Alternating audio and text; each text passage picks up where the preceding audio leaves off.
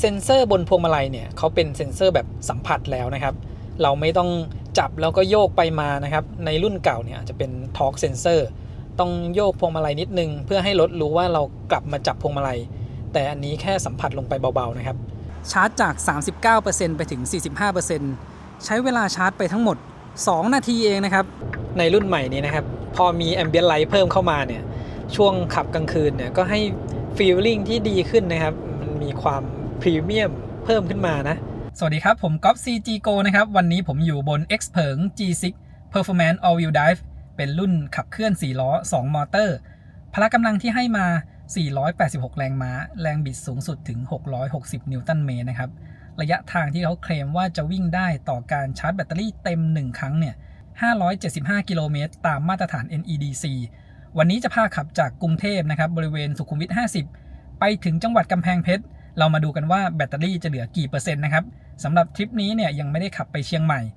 จะเป็นการขับเพื่อดูอัตราสิ้นเปลืองในรุ่น Performance แล้วเอาไปเทียบกับรุ่น Long Range นะครับในรุ่น Long Range เราจะขับจากกรุงเทพไปเชียงใหม่แล้วก็ดอยอ่างขางสามารถไปดูต่อได้ที่คลิปนั้นเลยนะครับวันนี้เนี่ยมีบรรทุกน้ำหนักมาด้วยอีก240กิโลกรัมนะครับเป็นถุงปูนทั้งหมด12ถุงอยู่ด้านท้ายสุด6ถุงบริเวณตรงกลาง4ถุงแล้วก็ที่วางเท้าผู้โดยสารด้านหน้าอีก2ถุงนะครับเพื่อจำลองน้ำหนักผู้โดยสารแบบเต็มคันแล้วเรามาดูอัตราสิ้นเปลืองกันนะครับเดี๋ยวมาดูกันว่าขับไปถึงที่ปลายทางจังหวัดกำแพงเพชรแบตเตอรี่จะเหลือเท่าไหร่นะครับมาดูที่หน้าจอรถนะครับชาร์จแบตเตอรี่เต็ม 100% เนี่ยตรงนี้จะขึ้นเป็น575กิโลเมตรนะครับอันนี้เราขับมาแล้ว 0.7 กิโลเมตรแบตเตอรี่เลยลดลงไปเหลือ 99% แล้วก็ทางด้านขวาและซ้ายตรงนี้นะครับเราสามารถเปลี่ยนเมนูที่โชว์ตรงนี้ได้โดยการกดปุ่มตรงนี้ค้างไว้นะครับพอกดค้างไว้เราจะสามารถหมุนเลือกดูข้อมูลต่างๆได้นะครับทั้งซ้ายและขวาเนี่ยเปลี่ยนได้เหมือนกันหมดเลยนะครับอันนี้ผมเซตเป็นทริปตั้งแต่เริ่มต้นไว้ตัวนี้เนี่ยจะรีเซ็ตก็ต่อเมื่อเราจอดรถแล้วก็ดับเครื่องไว้นะครับมันก็จะรีเซ็ตใหม่แต่ค่าเฉลี่ยการใช้พลังงานตรงนี้เนี่ยจะไม่รีเซ็ตเป็น0นะครับจะใช้ค่าเก่ามานิดนึงแล้วค่อยคำนวณค่าเฉลี่ยใหม่อีกครั้งหนึ่งด้านล่างเนี่ยจะเป็นโอโดมิเตอร์นะครับ 2,279 กิโลเมตรตั้งแต่ออกจากโรงงานนะครับคราวนี้มาดูที่หน้าจอกลางนะครับในเมนูการชาร์จและการจ่ายไฟเราสามารถเปลี่ยนมาตรฐานการวัดระยะทางได้นะครับเป็น WLTP Dynamic หรือว่า NEDC ที่ผมตั้งให้แสดงไว้ตอนนี้เนี่ยจะเป็น NEDC นะครับลองเปลี่ยนเป็น Dynamic ดูนะครับ Dynamic จะลดลงมาเหลือ532กิโลเมตรอันนี้จะคำนวณจากการใช้งานก่อนหน้านี้นะครับแล้วก็ WLTP สำหรับ WLTP นะครับเมื่อชาร์จแบตเตอรี่เต็ม 100% เนี่ยระยะทางจะโชว์510กิโลเมตรแล้วก็มาดูในส่วนของแผนที่นะครับตรงนี้เวลาที่เรากดนำทางนะครับสมมุติว่าผมกดไป EV Hub กำแพงเพชรเขาจะคำนวณระยะทางแล้วก็จะบอกแบตเตอรี่เมื่อไปถึงนะครับเหลือ 47% ทีนี้ผมลองกดนำทางจะมีตัวเลือกนะครับว่าเราจะเลือกใช้เส้นทางไหนสมมุติว่าใช้เป็นเส้นทางนี้นะครับแล้วก็กดเริ่มในซอฟต์แวร์เวอร์ชันล่าสุดของแผนที่ตอนนี้เขาบอกเปอร์เซ็นต์แล้วนะครับว่าเราไปถึงปลายทางแบตเตอรี่จะเหลือเท่าไหร่ในซอฟต์แวร์เวอร์ชันก่อนหน้านี้เขาจะบอกแค่ระยะทางนะครับบอกว่าไปถึงแล้วแบตเตอรี่เหลือจะไปได้อีก241กิโลเมตรแต่ตอนนี้มีเปอร์เซ็นต์แบตเตอรี่ขึ้นมาแล้วนะครับเมื่อกี้กดนำทางไปกำแพงเพชรซึ่งแบตเตอรี่เราพอนะครับคราวนี้ผมกดให้นำทางไปที่เชียงใหม่แทนเขาจะบอกว่าแวะชาร์จ1ครั้งโดยประมาณนะครับเราลองกดเริ่มดู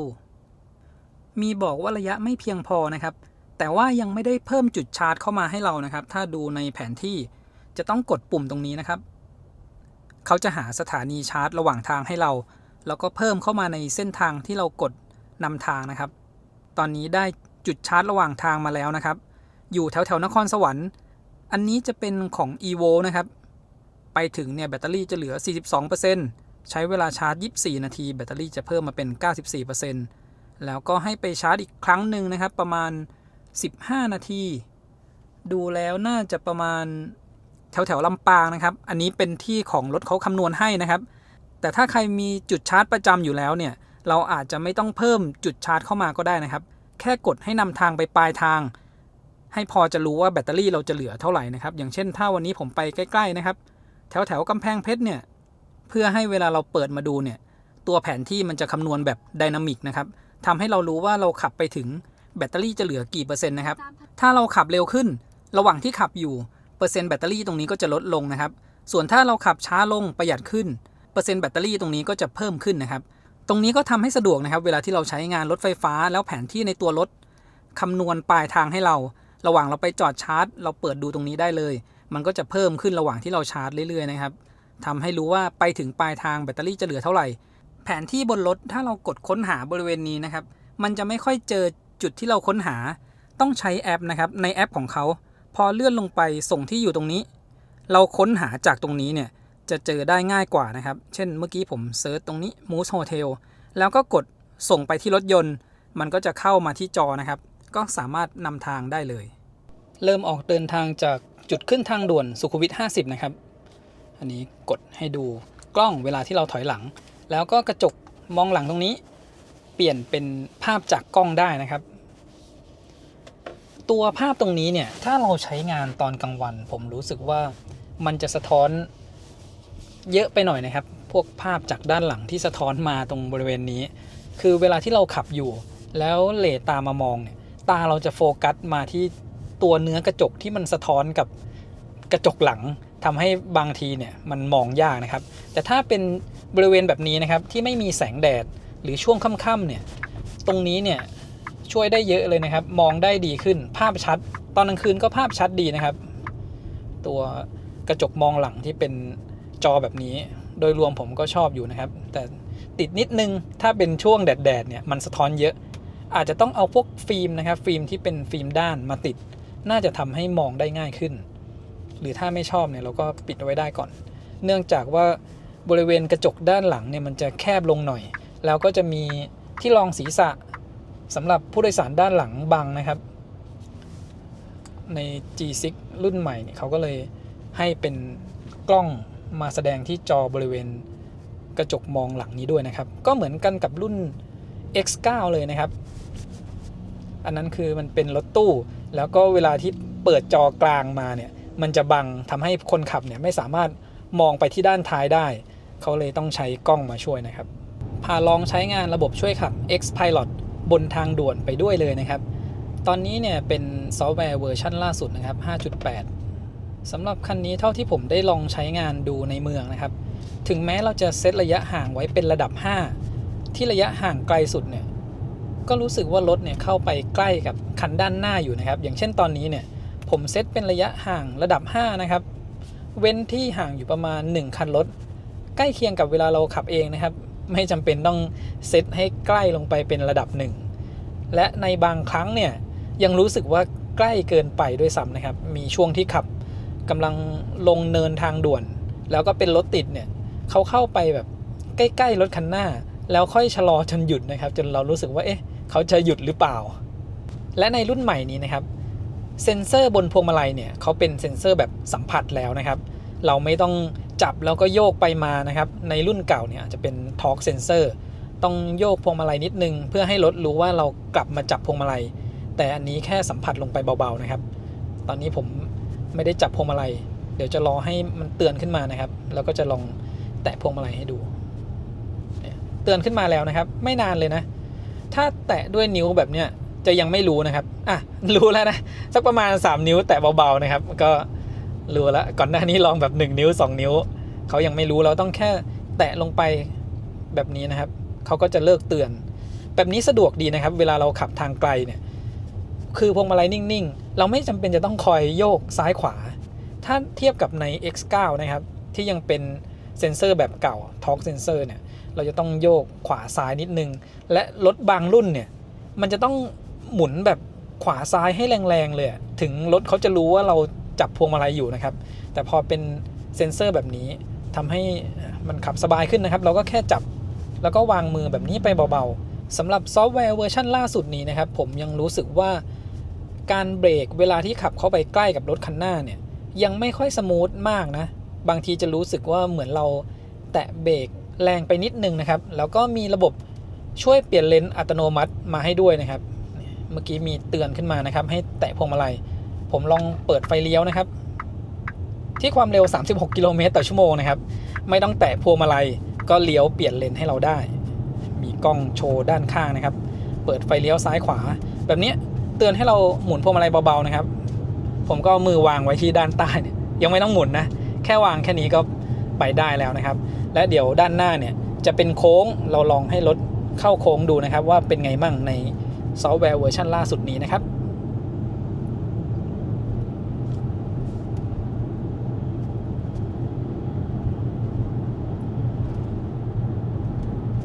เข้าโค้งที่ความเร็ว70นะครับพอดีว่าผมเซตไว้ที่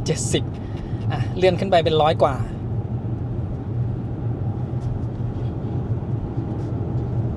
ก็เข้าโค้งให้ได้แบบอยู่กลางเลนเลยนะครับอันนี้เป็นแค่การทดสอบบนทางด่วนที่ความเร็วไม่ได้สูงมากนะเดี๋ยวไว้รอทดสอบในต่างจังหวัดนะครับรุ่น Long Range เราจะขับขึ้นไปเชียงใหม่เลยพอความเร็วเริ่มสูงขึ้น 60-80 กิโลเมตรต่อชั่วโมงเนี่ยการเว้นระยะห่างจะเริ่มไกลขึ้นแล้วนะครับอย่างเช่นตอนนี้เนี่ยไม่ต่ำกว่า 3-4 คันรถเลยนะครับที่ความเร็ว60กิโลเมตรต่อชั่วโมงและในซอฟต์แวร์เวอร์ชันล่าสุดนี้นะครับเวลาที่เราใช้ระบบช่วยขับเนี่ยจะเป็นการทำงานทั้งระบบช่วยขับแล้วก็ขับร่วมกันกับผู้ขับเลยนะครับก็คือหมายถึงว่าขับอยู่เนี่ยถึงแม้เราจะหักพวงมาลัยออกเล็กน้อยเนี่ยจะมีข้อความขึ้นมาบอกนะครับโหมดการขับขี่แบบร่วมมือก็คือเขาจะไม่ออกจากระบบไปทันทีนะครับหักพวงมาลัยได้เล็กน้อยเราสามารถควบคุมรถไปด้วยได้นะครับแล้วก็ระบบช่วยขับก็ทำงานอยู่ถ้าขับบนทางด่วนแล้วก็เป็นช่วงที่รถไม่ติดนะครับต้องเซตระยะห่างสักประมาณระดับ1นะมันจะเว้นประมาณ2คันรถนะครับถ้าความเร็ว 60-80 แต่ถ้าเซตเป็นระดับ5เนี่ยเว้นไว้ไกลมากๆเลยนะครับอันนี้ลองให้รถเข้าโค้งดูนะครับความเร็วประมาณ100กว่าช่วงที่เข้าโค้งเนี่ยสังเกตว่าพวงมาลัยก็จะมีการหักไปมานะครับพยายามให้รถเข้าโค้งไปได้อาจจะไม่ถึงกับสมูทไปเลยแต่ว่าก็เข้าโค้งไปได้ด้วยความเร็วประมาณ100กว่าเลยนะครับ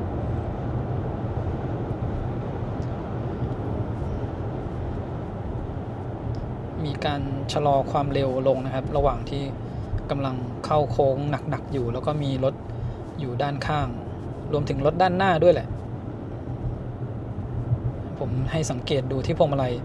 ระหว่างที่เขาช่วยเข้าโค้งนะครับอันนี้แตะเข้าไปที่พวงมาลัยเพื่อไม่ให้ระบบเตือนขึ้นมาเทียบความเร็วบนหน้าจอรถกับ GPS นะครับที่ความเร็ว100กิโลเมตรต่อชั่วโมง GPS อยู่ที่97กิโลเมตรต่อชั่วโมงนะครับ G6 ในรุ่น Performance ตอนนี้จะมีเฉพาะสีดำนะครับเป็นรุ่น Black Edition โลโก้ด้านหน้าและสัญลักษณ์คำว่า Xpeng ด้านหลังก็จะเป็นสีดำมาด้วยนะครับรวมถึงลายล้อใหม่ที่เป็นสีดำเช่นกันแล้วก็คาลิเปอร์เบรกสีดำนะครับในรุ่นใหม่เนี่ยถ้าเราเห็นบนท้องถนนนะครับสังเกตจากด้านหน้าได้เลยนะครับที่เป็นจุดแตกต่างจากรุ่นเก่าก็คือโลโก้นะครับในรุ่นเก่าเนี่ยโลโก้ Xpeng เขาจะขั้นอยู่ระหว่างไฟ Daytime Running Light ที่คาดจากซ้ายไปขวาแต่ในรุ่นใหม่นะครับขยับโลโก้ขึ้นมาด้านบน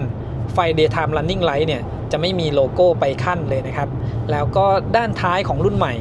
จะมีที่เป็นดักเทลอยู่บริเวณด้านหลังด้วยนะครับ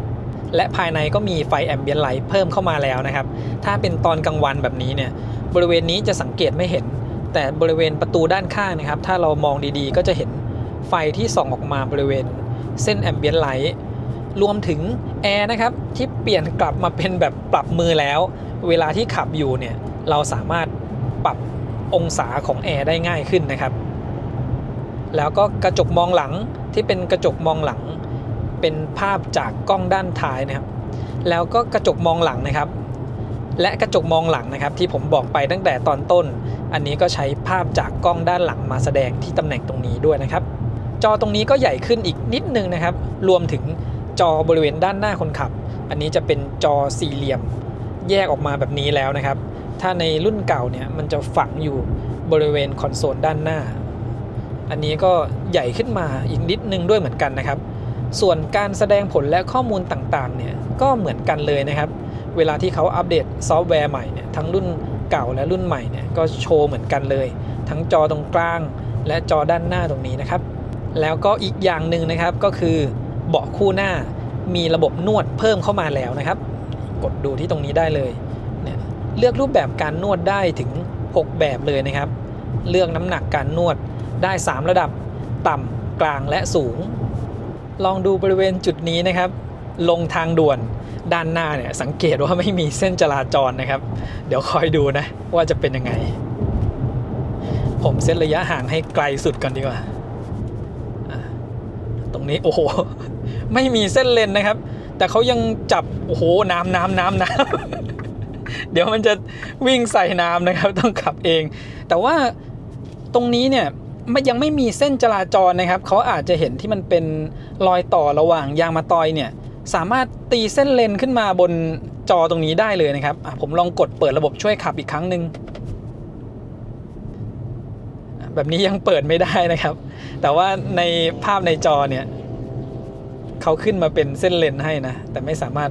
เปิดใช้งานระบบช่วยขับที่เป็นเลนเซนเตอร์ลิงได้นะครับบนหน้าจอเนี่ยเขาตีเป็นเส้นเลนขึ้นมาแบบจำลองขึ้นมาให้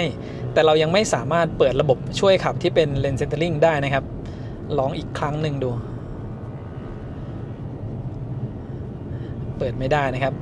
เปิดได้แต่ Adaptive Cruise Control แบบนี้เปิดได้แล้วก็พอกลับมาบริเวณนี้ก็เปิดใช้งาน Lane Centering ได้แล้วนะครับเสร็จความเร็วกลับขึ้นไปขับมาถึงแถวนวนครนะครับแบตเตอรี่เหลืออยู่ 90% ระยะทางที่เราขับมาตอนนี้47กิโลเมตรนะครับแบตเตอรี่ 10% แรกเนี่ย 1% ขับได้ระยะทางประมาณ4กิโลเมตรกว่าๆนะครับตอนนี้ลดเหลือ 89% แล้วช่วงแรกมีขับรถติดนะครับแล้วก็มีใช้ความเร็วประมาณ100กิโลเมตรต่อชั่วโมงช่วงบนทางด่วนด้านหน้านี้เราจะต้องแยกออกไปเข้าถนนสายเอเชียนะครับเดี๋ยวผมลองใช้ระบบช่วยขับไปด้วยเลยนะ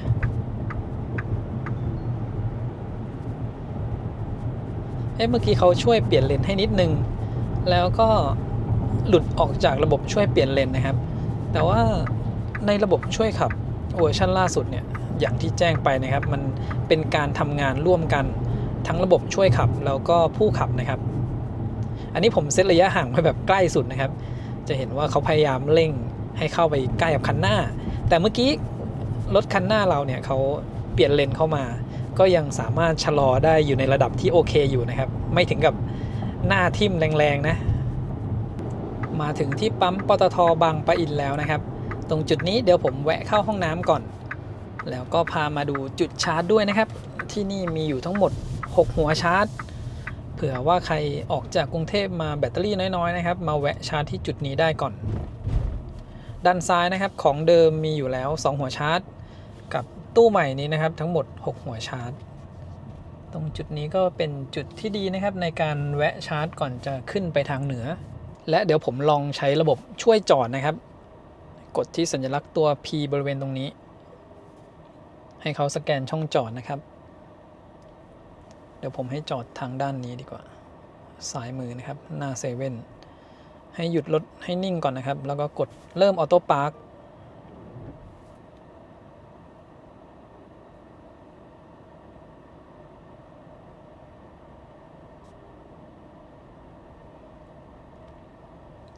ถ้าเป็นที่จอดโล่งๆแบบนี้เนี่ยจอดได้ง่ายมากเลยนะครับแล้วก็สมูทมากเราสังเกตบริเวณนี้นะเขาจะถอยเข้าไปยังเว้นระยะห่างไว้ไกลนิดนึงนะครับอาจจะต้องถอยต่อเองอีกนิดนึงให้เข้าไปชิดบริเวณหมอนรองล้อนะครับไม่งั้นมันจะห่างไปหน่อยขับมาถึงจุดนี้ระยะทาง62กิโลเมตรค่าเฉลี่ยการใช้พลังงาน 15.5 กิโลวัตต์เอาร์ต่อ100กิโลเมตรและแบตเตอรี่เหลืออยู่ 87% นะครับถ้าเราเอาระยะทางมุมซ้ายเนี่ย501กิโลเมตรไปบวกกับ62กิโลเมตรนะครับก็ยังใกล้เคียงกับตอนที่ชาร์จเต็ม 100% นะครับชาร์จเต็ม100 575จุดนี้เราเอารวมกันก็จะได้ประมาณ563กิโลเมตรนะครับแวะเข้าห้องน้ำเรียบร้อยแล้วนะครับเดี๋ยวหลังจากนี้จะเป็นการทดสอบการใช้พลังงานปั๊มนี้ล่าสุดนี่มีร้านข้าวมันไก่มาเปิดใหม่นะครับร้านใหญ่เลยอยู่ใกล้ๆกับร้านก๋วยเตี๋ยวเรือนะครับก่อนหน้านี้มีเฉพาะร้านก๋วยเตี๋ยวเรือแล้วก็โซนฟู้ดคอร์ทแต่นี่คือเปิดเพิ่มใหม่เป็นร้านใหญ่เลยนะครับกล้องตัวนี้เนี่ยเรากดให้ขยายใหญ่ได้นะครับภ าพที่แสดงขึ้นมาเนี่ยมันจะดูแปลกๆนิดนึงเพราะว่าเขาปรับให้เป็นแบบ HDR High Dynamic Range นะครับขับมาแล้ว190กิโลเมตรนะครับแบตเตอรี่เหลืออยู่ 60% พอดีเรียกว่าแบตเตอรี่ 40% แรกเนี่ยถ้าคิดออกมาเป็นต่อ 1% วิ่งได้4เกือบ5กิโลเมตรเลยนะครับและได้ทดสอบอัตราสิ้นเปลืองเรียบร้อยแล้วนะครับที่ความเร็ว80กิโลเมตรต่อชั่วโมงเนี่ยไม่ว่าจะเป็นในโหมด Eco โหมด Comfort หรือว่า Sport เนี่ยการใช้พลังงานใกล้เคียงกันมากเลยนะครับอยู่ประมาณ 11.5 ถึง 12 กิโลวัตต์อต่อ100กิโลเมตรถ้าใช้พลังงานอยู่ประมาณนี้จะขับได้ระยะทางประมาณ630กิโลเมตรเลยนะครับถ้าเราใช้ความเร็ว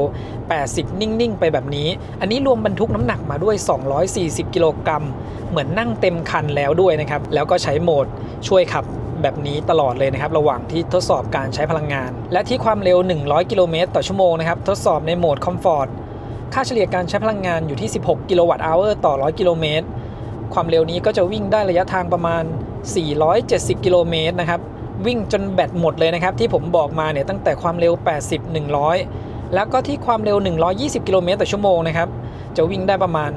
380กิโลเมตรแบบขับจนแบตหมดคันนี้เนี่ยแบตเตอรี่ขนาด 80.8 กิโลวัตต์นะครับผมหักออกไปสัก 5% ให้เป็นบัฟเฟอร์นะครับคำนวณเทียบกับปริมาณสัก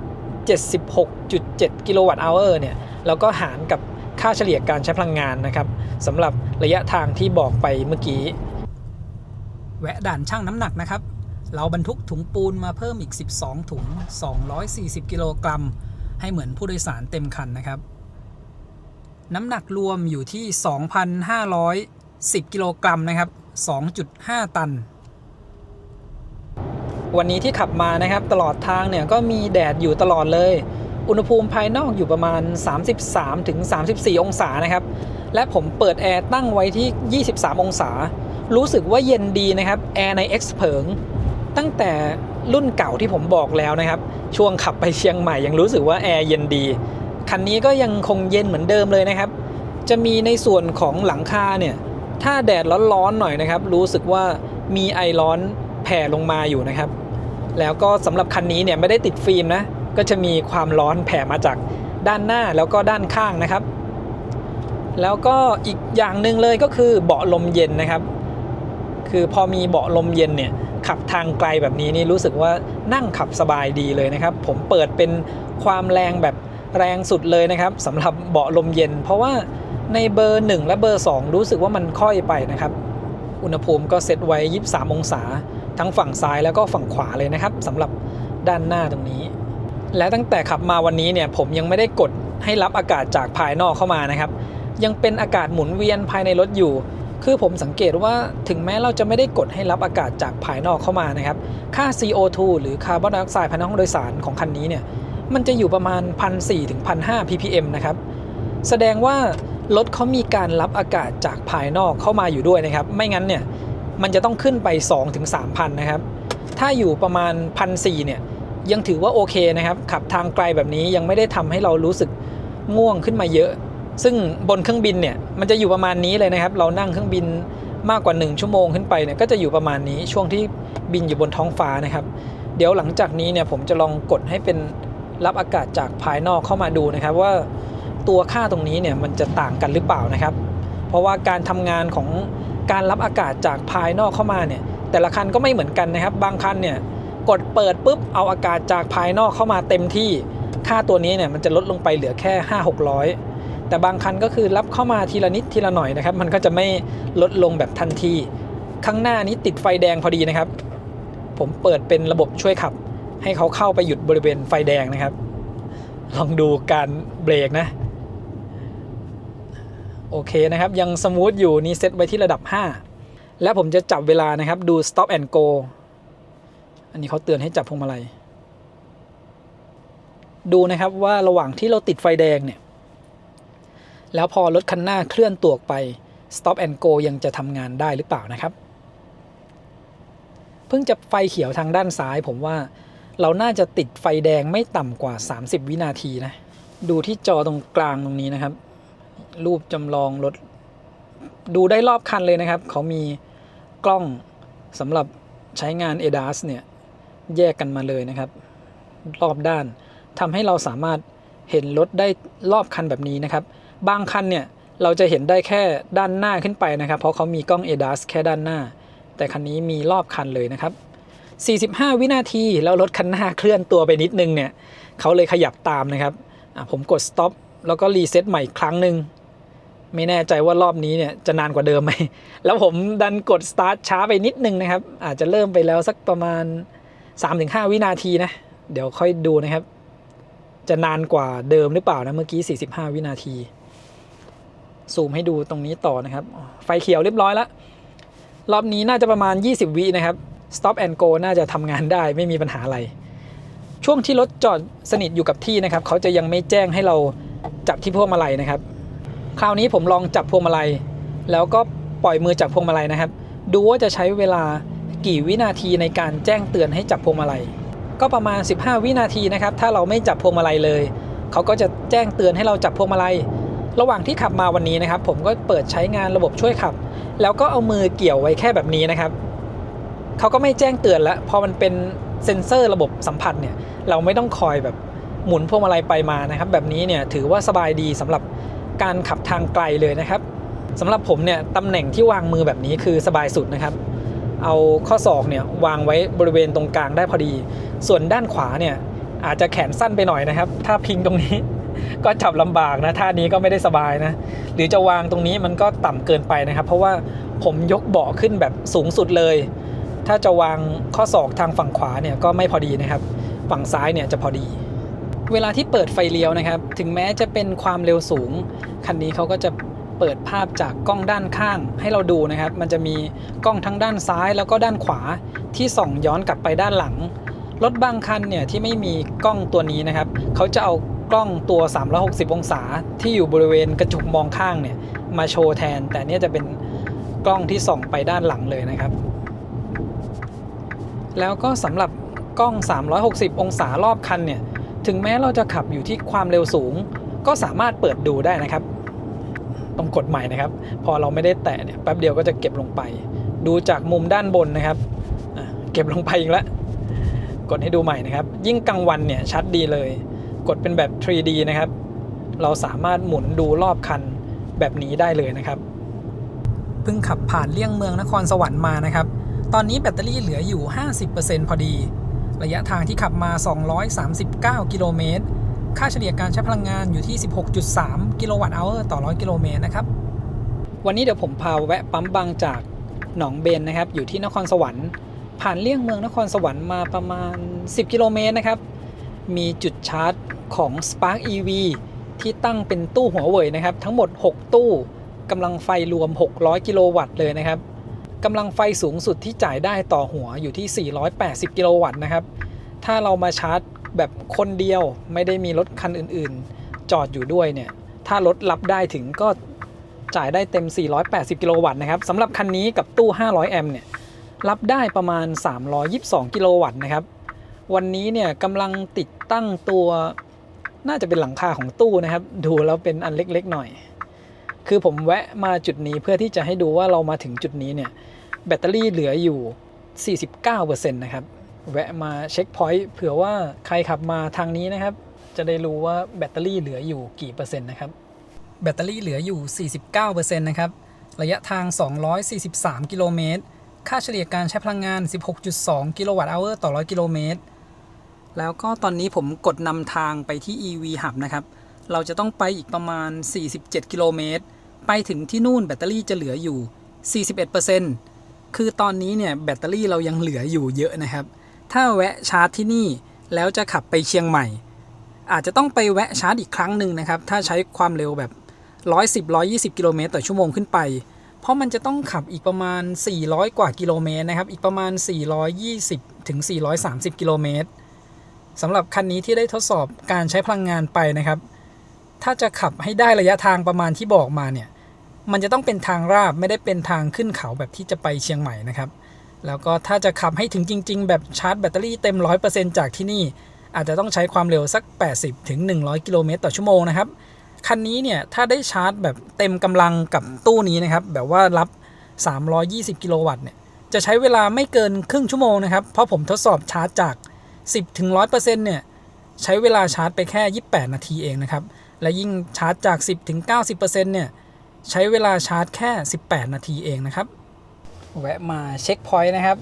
แล้วเราก็ขับไปกันต่อนะอีกประมาณ47กิโลเมตรนะครับที่จะไปถึง EV Hub ที่นี่นะครับห้องน้ำเนี่ยสวยแล้วก็สะอาดมากก็เป็นจุดที่ดีนะครับในการแวะพักแล้วก็แวะกินข้าวเพราะว่าขับมาถึงจุดนี้เนี่ยมันก็240กิโลเมตรนะครับจริงๆก็อาจจะแวะพักกันไปก่อนหน้านี้เราบ้างนิดนึงหรือถ้าใครขับยาวๆนะครับมาถึงจุดนี้แวะกินข้าวเสียบชาร์จไว้เนี่ยผมว่าถ้าเป็นคันนี้เนี่ยมีเต็ม 100% นะครับเพราะว่าแบตยังเหลือตั้ง 49% หรือถ้าใครใช้ความเร็วสูงกว่านี้มาอีกนิดนึงนะครับผมว่ายังไงแบตก็ยังคงเหลือ 40% นะครับแล้วก็ถึงแม้จะไม่ได้ชาร์จแบบคันเดียว300กิโลวัตต์นะผมว่ารับได้สัก100กิโลวัตต์150เนี่ยก็ใช้เวลาไม่เกินครึ่งชั่วโมงนะครับถ้าชาร์จจากแบตเตอรี่ 50% ขับไปต่อกันที่ EV Hub กำแพงเพชรนะครับจะได้เทียบดูระยะกับคันอื่นๆได้ตอนนี้เนี่ยในแผนที่บอกว่าไปถึงแบตเตอรี่จะเหลือประมาณ 39-40% นะครับเดี๋ยวผมจะใช้ความเร็วสักประมาณ120 กิโลเมตรต่อชั่วโมงเป็นหลักนะครับสลับกันอยู่ประมาณนี้ตั้งแต่กิโลเมตรที่120นะครับความเร็วที่ใช้เนี่ยจะอยู่ในช่วง120กิโลเมตรต่อชั่วโมงเป็นหลักก่อนหน้านั้นคือใช้ความเร็วประมาณ80-100กิโลเมตรต่อชั่วโมงนะครับในช่วงแรกที่เราขับออกมาจากกรุงเทพแล้วก็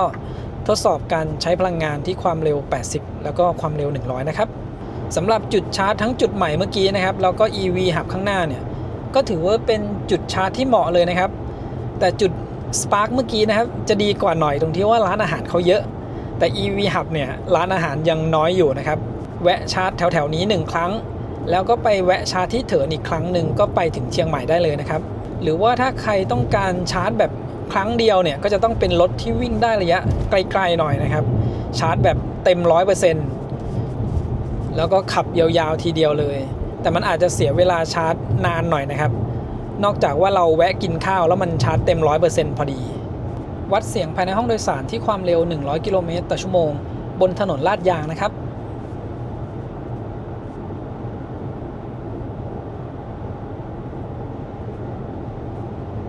ค่าเสียงภายในห้องโดยสารจะอยู่ประมาณ 58-62 เดซิเบลถือว่าเงียบดีอยู่นะครับถ้าตัวเลขเนี่ยลงมาใกล้ๆ60หรือต่ำกว่า60ได้เป็นส่วนใหญ่แต่ที่ความเร็วสัก110-120กิโลเมตรต่อชั่วโมงขึ้นไปเนี่ยจะเริ่มได้ยินเสียงลมพัดผ่านทางด้านข้างนะครับถึงแม้ว่าคันนี้เนี่ยจะเป็นกระจก2ชั้นนะครับกระจกอะคูสติกกลาสทั้ง2ด้านเลยนะครับก็ยังได้ยินเสียงลมที่มันพัดผ่านกระจกมองข้างนะครับแต่ถ้าเป็นความเร็ว100กิโลเมตรต่อชั่วโมงก็ถือว่าเงียบดีอยู่นะครับหลังจากที่กดรับอากาศจากภายนอกเข้ามาในรถได้สักระยะหนึ่งแล้วนะครับมาดูที่ค่าคาร์บอนไดออกไซด์นะครับ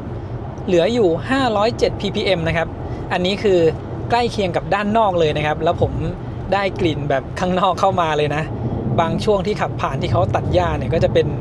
กลิ่นหญ้าเข้ามานะครับอันนี้ก็แสดงว่าเขารับอากาศจากภายนอกเข้ามาเต็มเลยนะครับถ้าสามารถทำตัวเลขได้ลงต่ำแบบนี้ก็ถ้าเป็นการขับทางไกลนะครับแล้วข้างนอกมันไม่ได้มีกลิ่นที่แบบแรงๆเนี่ยเราก็กดรับอากาศจากภายนอกเข้ามานะครับมันช่วยให้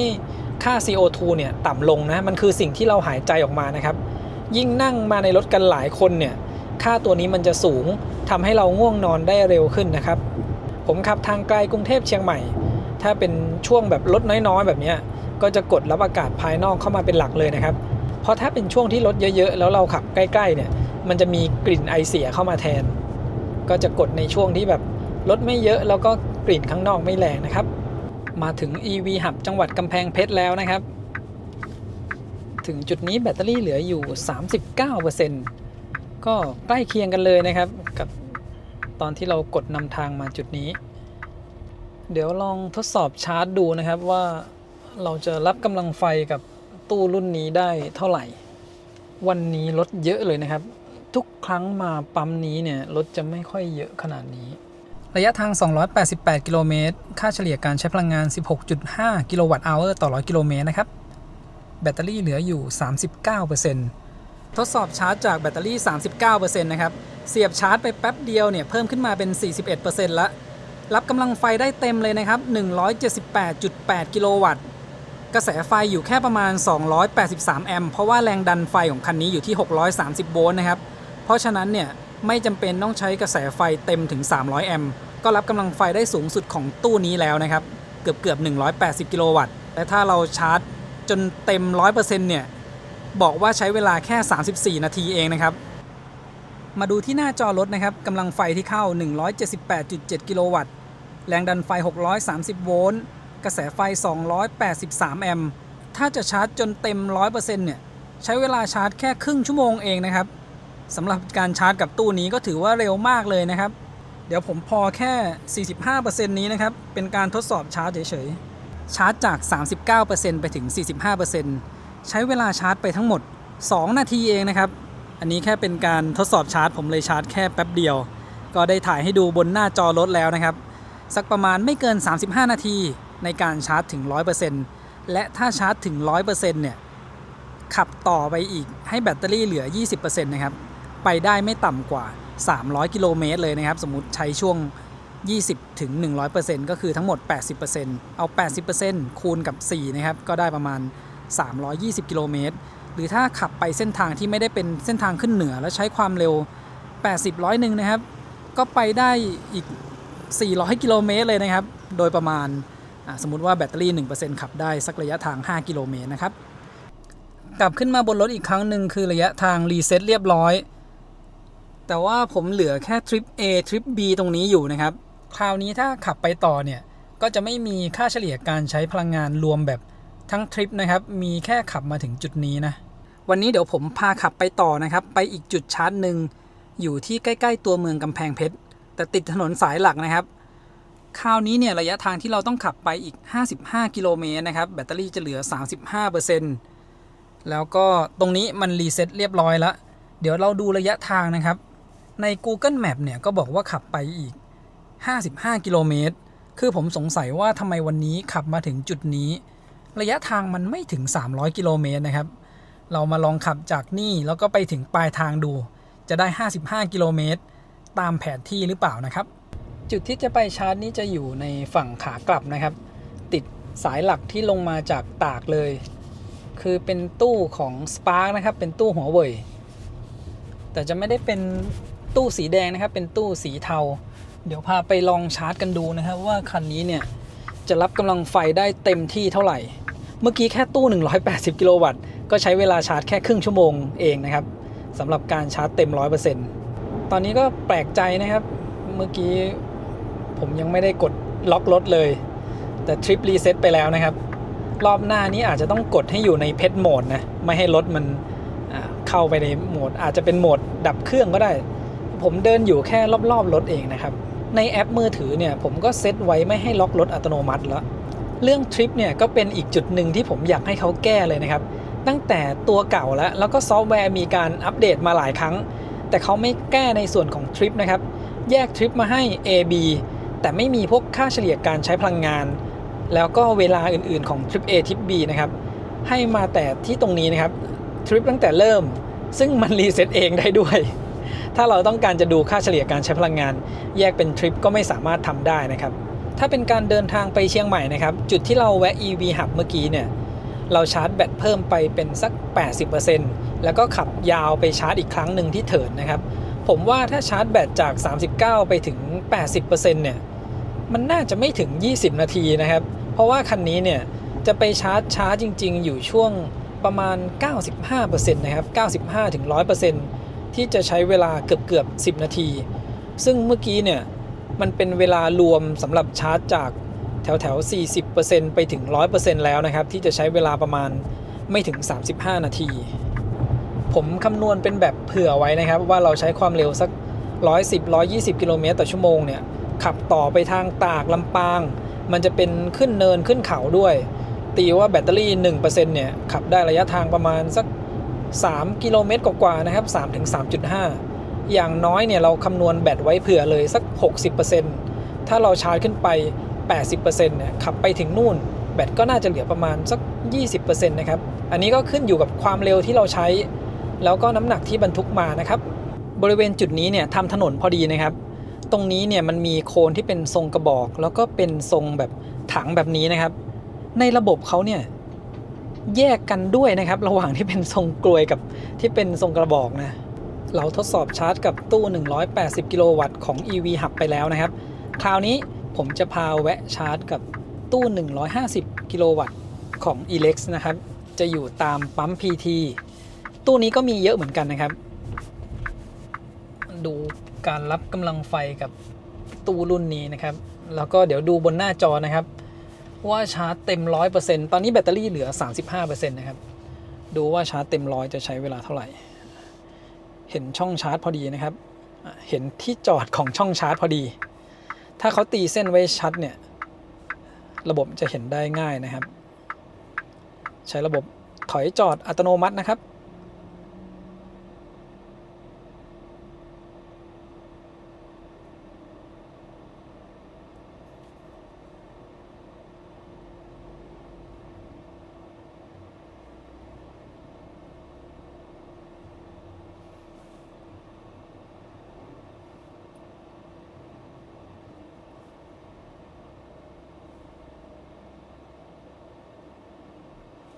ลองดูตรงนี้นะครับคราวนี้เข้าไปลึกขึ้นนะ ผมกลัวเขาจอดเสร็จพอดีนะครับผมก็เหยียบเบรกพอดีเห็นเข้าไปใกล้เสาโอเคแบตเตอรี่เหลือ 35% นะครับเราทดสอบชาร์จกันดูบนหน้าจอบอกว่าเราขับมาจาก EV Hub ระยะทาง 42.7 กิโลเมตรนะครับอันนี้ก็ขับตรงมาตลอดเลยแล้วก็ระยะทางบนแผนที่นะครับบอกว่าจะไปอีก 10.9 กิโลเมตรอันนี้ผมลองเอามาบวกกันดูนะครับอันนี้เป็น11ก็ได้มาบวกกับ 42.7 นะครับมันก็จะเป็น 53.7 เนี่ยผมว่าระยะทางบนหน้าจอมันน้อยกว่าความเป็นจริงนะครับตอนแรกที่เรากดดูGoogle Map ก็บอก 55 หน้าจอแผนที่ของตัวรถก็บอก 55 ตอนนี้พอเราเอารวมกันดูเนี่ยมันไม่ถึง 55 นะครับอันนี้ถ่ายให้ดูไว้ก่อนนะกลัวว่าเดี๋ยวผมลงไปชาร์จแล้วมันรีเซ็ตอีกครั้งถ้ามันไม่รีเซ็ตเดี๋ยวเราไปถึงปลายทางแล้วเราลองดูว่ามันได้ระยะเท่าไหร่นะครับเริ่มชาร์จที่แบตเตอรี่ 35% นะครับเกือบจะ1นาทีเนี่ยแบตเตอรี่เพิ่มขึ้นมาแล้ว 1% กำลังไฟขึ้นมาที่148กิโลวัตต์นะครับเดี๋ยวน่าจะชาร์จประมาณสัก2นาทีเท่ากันนะเป็นการทดสอบชาร์จเพื่อดูกำลังไฟเฉยๆนะครับตู้นี้จ่ายกระแสไฟได้สูงสุดถึง400กิโลวัตต์พอเป็นรถที่แรงดันสูงนะครับใช้กระแสไฟแค่237แอมป์แล้วก็ผมจะพาเข้าไปดูในรถนะครับว่าจากแบตเตอรี่ประมาณ 38% เนี่ยชาร์จกับตู้150กิโลวัตต์ก็ใช้เวลาแค่38นาทีนะครับต่างกันเนี่ยไม่เกิน5นาทีซึ่งก่อนหน้านี้ที่ถ่ายให้ดูเป็นช่วงที่แบตเตอรี่ประมาณ 40% นะครับอันนี้มัน 38% เรียกว่าใกล้เคียงกันเลยนะครับชาร์จไป2นาทีนะครับแบตเตอรี่เพิ่มขึ้นมาเป็น 40% ก็ได้เพิ่มมา 5% เทียบกับก่อนหน้านี้ชาร์จ2นาทีกว่าๆอันนั้นได้ 6% นะครับมันใกล้เคียงกันมากๆเลยพาทดสอบดูทั้ง2แบบแล้วนะครับอันนี้เป็นตู้ที่มีเยอะในต่างจังหวัดนะครับทั้ง Elex 150กิโลวัตต์แล้วก็ตู้ EV Hub เลยนะครับ EV Hub เนี่ยทั้งภาคใต้ไปทางอีสานขึ้นเหนือก็มีหมดเลยนะครับสำหรับ EV Hub สำหรับเวลาที่ใช้ในการชาร์จจากแบตเตอรี่ประมาณ 38-40% เนี่ยชาร์จไปถึง 100% กับคันนี้เนี่ยไม่ถึง40นาทีเลยนะครับถือว่าเร็วมากนะต่างกันอยู่ไม่เกิน5นาทีนะครับระหว่างชาร์จกับตู้150กิโลวัตต์กับตู้180กิโลวัตต์วันนี้นี่เราชาร์จแบตเตอรี่เพิ่มเข้าไปแล้ว 11% นะครับจุดแรกที่ EV Hub 6% แล้วก็จุดเมื่อกี้อีก 5% ใช้เวลาชาร์จรวมไปประมาณ4นาทีกว่าๆนะครับ4นาทีครึ่งไม่ถึง5นาทีฝั่งขวามือเนี่ยจะเป็นปั๊มบางจากนะครับที่มีตู้ชาร์จของหัวเว่ย2ตู้นะครับแต่อันนี้จะไม่ได้เป็นตู้สีแดงนะจากจุดนี้นะครับจะต้องขับไปกลับรถประมาณ 1.5 กิโลเมตรเดี๋ยวผมจะลองขับไปกลับรถให้ดูนะครับเพราะว่ายังไงวันนี้เราต้องขับกลับกรุงเทพถ้าเป็นการขับเพื่อวกกลับไปชาร์จแล้วก็จะขับไปทางตากหรือเชียงใหม่ผมว่าก็โอเคอยู่นะครับเนี่ยกลับรถแค่5นาทีเองไม่ได้ไกลนะเดี๋ยวเราลองขับแบบจริงๆดูเลยนะครับตรงจุดนี้เนี่ยมันน่าจะไม่กลับตรงแยกได้แต่พอดีในแผนที่ให้เราไปทางซ้ายก่อนนะครับงั้นเดี๋ยวผมกลับตรงแยกนี้เลยถ้ากลับตรงแยกเนี่ยมันก็จะใกล้ขึ้นนะครับแล้วก็ระยะทางตรงนี้ผมว่า น่าจะหายไปไม่เกินสัก1กิโลเมตรเนี่ยคือตอนนี้มีในเรื่องของระยะทางที่เราขับจริงกับบนหน้าจอที่มันต่างกันอยู่นะครับอย่างเช่นตอนนี้ 51.4 กิโลเมตรบนหน้าจอเนี่ยบอกว่าเหลือระยะทางแบบขับวนนะครับตรงนั้น 1.9 กิโลเมตรผมตีเป็น2ก็ได้เอามารวมกันเนี่ยมันได้ 53.4 กิโลเมตรเองนะครับคือทั้งที่ Google Map บอกว่า55พอขับจริงเนี่ยหายไปเกือบ2กิโลเมตรแล้วนะนี่เราขับแค่55กิโลเมตรนะครับเมื่อกี้เนี่ยที่ผมขับจากกรุงเทพมาถึงกำแพงเพชร300กิโลเมตรถ้าคำนวณเป็นอัตราส่วนดูมันก็ประมาณนั้นพอดีเลยนะครับหายไปประมาณ10กิโลเมตรกลายเป็นว่าระยะทางบนหน้าจอมันหายไปนะครับตรงนี้เดี๋ยวเรากลับรถนะครับก็รอไฟเขียวไฟแดงตรงนี้ไม่นานนะถ้าขับมาตอนกลางคืนนะครับคือสำหรับใครที่ใช้รถไฟฟ้านะครับแนะนำว่าโหลดแอปสถานีชาร์จไว้ทุกแอปแบบว่าเวลาเราไปถึงเนี่ยเผื่อว่ามีสถานีชาร์จว่างพอดีก็แวะชาร์จได้เลยนะครับไม่ต้องไปโหลดใหม่หน้าตู้คือผมดูจุดกลับรถแล้วถ้าเรากลับรถมาชาร์จเนี่ยตรงนี้อาจจะขับมาไกลนิดนึงประมาณ1กิโลเมตรนะครับเนี่ยถึงที่ปั๊มแล้วนะครับแต่พอเราชาร์จเสร็จกลับออกมาเนี่ยจุดกลับรถอยู่หน้าปั๊มเลยนะครับสำหรับถ้าจะขับกลับขึ้นไปเชียงใหม่นะครับตู้ชาร์จกำลังโล่งพอดีนะครับแบตเตอรี่เราเหลืออยู่ 38% เราชาร์จเพิ่มมา 11% นะครับถ้าไม่ได้ชาร์จเพิ่มมาเลยเนี่ยมาถึงนี่แบตเตอรี่จะเหลือประมาณ 27% นะครับขับมาจากกรุงเทพนี่นะครับปั๊มอยู่ซ้ายมือตรงนี้แล้วก็จุดกลับรถอยู่ตรงนั้นเลยก็ถือว่าโอเคนะตำแหน่งนี้ไม่ได้ถือว่ากลับรถไกลมากนะครับด้านหน้านั้นนะครับเดี๋ยวพาไปดูตู้ชาร์จนี่นะครับกำลังโล่งๆเลย2ตู้ชาร์จคือในแอปเนี่ยขึ้นว่า180กิโลวัตต์นะครับแต่ข้อมูลที่ผมได้มาเนี่ยเขาบอกว่า240กิโลวัตต์นะเราลองชาร์จกับคันนี้ดูเลยเนี่ยจะได้เต็มเท่าไหร่นะครับเราเห็นเป็น2ตู้แบบนี้เนี่ยแต่มันจะมีตู้ power นะครับที่เป็น power module รวมอยู่ในตู้เดียวนะครับฝั่งตู้เล็กเนี่ยมันเป็นแค่หัวชาร์จเฉยๆชาร์จมา7นาทีแบตเตอรี่เพิ่มจาก38ขึ้นมาเป็น 60% นะครับกำลังไฟอยู่ที่170กิโลวัตต์ที่จุดนี้เนี่ยในแอปขึ้นว่า180กิโลวัตต์นะครับแต่ว่าตอนนี้เนี่ยชาร์จคู่กับรถ Geely EX5 อยู่นะครับซึ่งเดี๋ยวเรามาดูนะครับตอนนี้เนี่ยเขาชาร์จอยู่ที่ 56.8 กิโลวัตต์นะครับที่แบตเตอรี่ 26% ถ้าเอาเนี่ยประมาณ 56.8 ไปรวมกันก็ประมาณ 220-230 นะครับเกือบจะ240กิโลวัตต์เราชาร์จกับตู้นี้ก็ถือว่าได้กำลังไฟสูงเลยนะครับแล้วก็ตอนนี้มีอีกคันนะครับกำลังมาชาร์จจะเป็น BYD Atto 3 เดี๋ยวดูว่าพอเขาเสียบชาร์จเข้าไปเนี่ยกำลังไฟจะลดลงเหลือเท่าไหร่นะครับระหว่างที่ชาร์จนะครับถ้าเรากดนำทางไว้ตรงนี้เนี่ยจะบอกเปอร์เซ็นต์นะครับผมกดนำทางกลับไปที่สุขุมวิท50นะครับตอนนี้ที่แบตเตอรี่ 72% เนี่ยบอกว่าไปถึงแบตเตอรี่จะเหลือ 1% นะครับซึ่งเราต้องปล่อยให้มันชาร์จไปก่อนมันก็จะค่อยๆเพิ่มขึ้นนะครับตอนนี้ตัวเลขระยะทางเพิ่มขึ้นนะครับกำลังไฟยังอยู่ที่157กิโลวัตต์นะครับตอนนี้ยังเสียบชาร์จอยู่แค่2คันผมว่าชาร์จขึ้นไปถึงสัก 80% หรือ 90% ก็พอแล้วนะครับเมื่อกี้ที่เราลองคำนวณกันเนี่ยถ้าขับมาจนถึงจุดนี้แบตเตอรี่น่าจะเหลือประมาณ 27%ก็แปลว่าน่าจะใช้สักไม่ถึง 80% นะครับสำหรับการขับกลับไปถึงจุดเริ่มต้นนะครับตอนนี้แบตเตอรี่เพิ่มขึ้นมาเป็น 82% แล้วนะครับและเปอร์เซ็นต์แบตเตอรี่ที่เราจะขับกลับไปถึงกรุงเทพเพิ่มขึ้นมาเป็น 10% แล้วนะครับ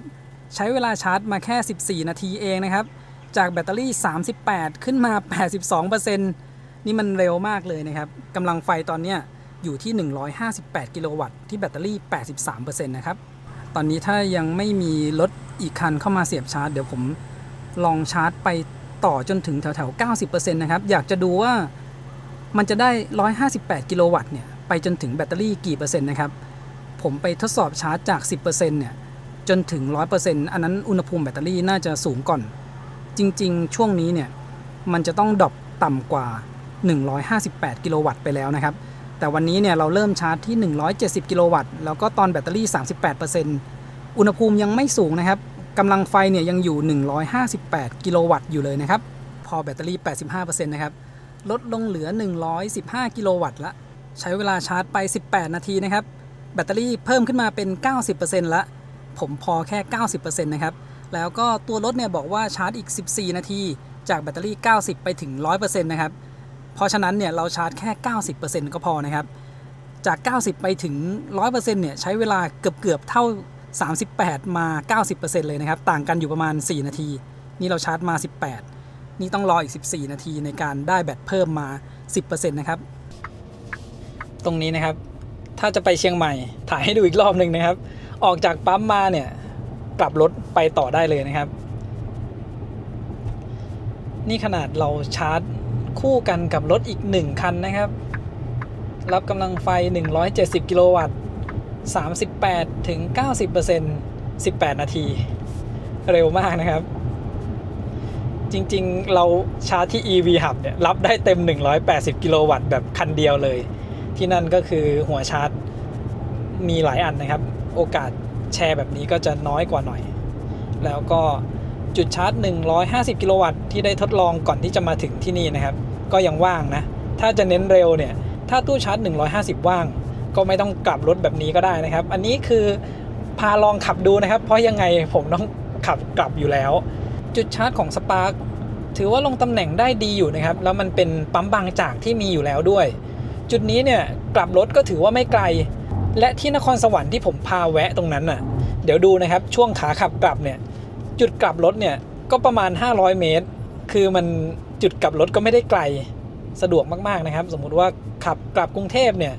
จุดชาร์จอื่นๆรถเต็มอยู่นะครับเราก็ถัดไปจุดหน้าแล้วก็ขับกลับรถไปชาร์จฝั่งตรงข้ามก็ได้นะครับมาดูโหมดการขับขี่นะครับโหมดการขับขี่มีมาทั้งหมด4โหมดนะครับประหยัดสะดวกสบายสปอร์ตแล้วก็กำหนดเองนะครับสำหรับโหมดการขับขี่ถึงแม้จะเป็นโหมดสำเร็จมาแบบนี้นะครับแต่เราสามารถเลือกเปลี่ยนค่าต่างๆได้นะครับพวงมาลัยตั้งค่าแป้นเบรกตั้งค่าการรีเจนนะครับสามารถเซตตรงจุดนี้ได้ทีนี้ผมจะลองกดให้ดูนะครับในโหมดประหยัดถ้าเราลองกดเร่งคันเร่งจากความเร็วผมเอาเป็นสัก80ดีกว่าตอนนี้ด้านหลังมีรถอยู่ไกลๆนะครับงั้น90น่าจะง่ายกว่า90แล้วเราเหยียบคันเร่งลงไปมันจะออกตัวแบบนุ่มนวลนะครับแต่ถ้าเรากดลงไปจนสุดเนี่ยมันก็พุ่งอยู่นะครับแม้จะเป็นในโหมดประหยัดเนี่ยครับก็จะแป๊บเดียวความเร็วขึ้นมา120กว่าแล้วคันนี้คือ486แรงม้านะครับแล้วก็เราสามารถเปลี่ยนค่าได้นะครับตรงนี้แล้วก็ลองเป็นโหมดสะดวกสบายหรือคอมฟอร์ตนะครับพอเลือกเป็นสะดวกสบายหรือคอมฟอร์ตเนี่ยค่าต่างๆก็จะอยู่แบบเหมือนกันนะครับสะดวกสบายปานกลางแล้วก็ปานกลางในส่วนของพวงมาลัยแล้วก็แป้นเบรกนะครับรีเจนยังเป็นระดับต่ำอยู่นะครับแล้วก็ลองเร่งความเร็วจากความเร็ว90ลองเร่งขึ้นไปตรงนั้นดูนะครับมันก็จะตอบสนองไวกว่า Eco ขึ้นมาอีกนิดนึงนะครับดูเร่งขึ้นมาแป๊บเดียวเนี่ยพุ่งขึ้นมาแบบนี้เลยนะครับคราวนี้ลองในโหมดสปอร์ตนะครับในโหมดสปอร์ตแล้วก็ความเร็วใกล้เคียงเดิมนะครับประมาณ90กดคันเร่งลงไปนะครับก็ยิ่งไวขึ้นมากว่าเดิมอีกนะครับแล้วก็อาการดึงเนี่ยโอ้โหมาแบบเต็มนะครับค่าที่จะเปลี่ยนไปเนี่ยจะเป็น3บรรทัดแรกนะครับตัวการใช้พลังงานเนี่ยมันฟิกไว้อยู่แล้วตามโหมดการขับขี่แล้วก็พวงมาลัยเนี่ยจะเปลี่ยนตามเป็นอ่อนปานกลางแล้วก็หนักนะครับส่วนแป้นเบรกเนี่ยจะเป็นแบบราบเรียบปานกลางแล้วก็คมนะครับสำหรับภาษาไทยที่เขาแปลไว้นะส่วนการรีเจนจะไม่เปลี่ยนตามเวลาเราเปลี่ยนโหมดนะครับลองรีเจนแบบเบานะครับที่ความเร็วประมาณ100 กิโลเมตรต่อชั่วโมงยกเท้าออกจากคันเร่งแถบการรีเจนจะอยู่ประมาณไม่เกิน 10% นะครับแล้วก็ลองรีเจนแบบปานกลางความเร็ว100เหมือนเดิมนะครับรีเจนประมาณ 20-30% แล้วก็รีเจนแบบสูงนะครับรีเจนหนักความเร็ว100กว่านะครับยกเท้าจากคันเร่งรีเจนประมาณ 50% นะครับและเขาก็จะมี X pedal นะครับคล้ายๆกับ One pedal drive จะชะลอความเร็วลงจนเหลือความเร็วต่ำแต่ไม่หยุดนิ่งนะครับแต่จะเป็นการรีเจนแบบหนักมาก ลองใช้งานดูนะครับตรงนี้ X pedal ความเร็วประมาณ100ยกเท้าออกจากคันเร่งนะครับ